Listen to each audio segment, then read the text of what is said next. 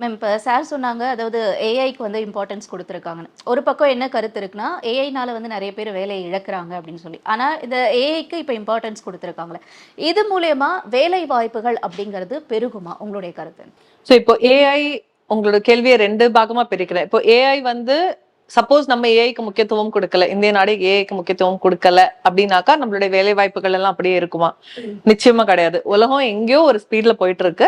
நம்ம அதை வந்து அரவணைச்சு போய் தான் ஆகணும். அந்த ஏஐ நம்மளும் வந்து ஒத்துக்கிட்டு தான் ஆகணும். ஸோ அதுக்கான ஒரு growth வந்து டெஃபினட்டா நம்ம வந்து பண்ணி தான் ஆகணும். அதுக்கான இன்வெஸ்ட்மெண்ட்ஸ் அண்ட் அதோட பிளானிங்.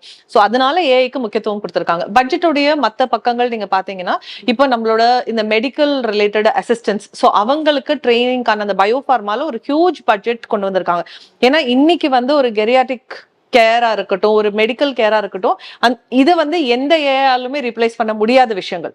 ஸோ இப்போ இதெல்லாம் வந்து ஒரு ஹியூமனால மட்டுமே பண்ண முடியும். ஒரு சர்ஜரி வேணா ஒரு ரோபோட்டிக் பண்ணலாமே தவிர, ஒரு கேர் அப்படிங்கிறது டெஃபினட்டா ஒரு ஹியூமன் பண்றதோட எஃபெக்ட் வந்து எத்தனை ரோபோ வந்து பண்ணாலுமே அது ஐ மீன் காம்பன்சேட் ஆகாது. ஸோ அந்த மாதிரியான ஒரு ட்ரைனிங் வந்து அவங்க கொண்டு வராங்க. ஏன்னா மெடிக்கல் ஃபெசிலிட்டிஸ் அப்படின்னு நம்ம பார்த்தோம்னா, இந்திய நாட்டுல வந்து ரொம்ப ரொம்ப எக்கனாமிக்கலா நம்ம பண்றோம் அப்படிங்கிறது உலக அளவுல இருக்கிற ஒரு இது. ஸோ அவங்களுக்கு அங்கிருந்து ஃபிளைட்ல டிராவல் பண்ணி வந்து இங்க ஸ்டே பண்ணி இந்த ட்ரீட்மெண்ட்டையும் சேர்த்தே அங்க வந்து ஆல்மோஸ்ட் லைக் 50% நம்ம பண்ணி கொடுக்குறோம் அப்படிங்கிறதுனால தான் நமக்கு நிறைய மெடிக்கல் டூரிசம் அதெல்லாமே வந்து டெவலப் ஆகுது. ஸோ அப்ப அங்க வந்து ஹியூமன் ரிசோர்சஸ்க்கான எம்ப்ளாய்மெண்ட்டுக்கான வழிவகைகள் பண்ணியிருக்காங்க. நம்மளே ஒரு இடத்துக்கு போறோம், நம்ம ஊர்லயே நமக்கு தெரிஞ்ச கதையே 10 விதமா 10 பேர் சொல்லுவாங்க.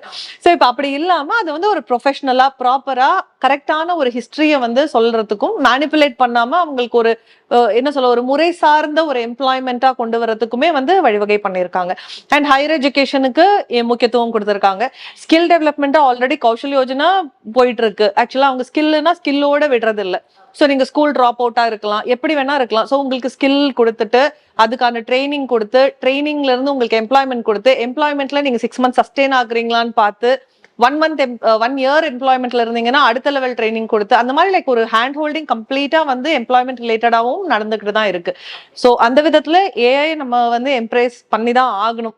இந்தியன் பேங்கின் Ind smart omni channel mobile banking app 300க்கும் மேற்பட்ட வசதிகளுடன்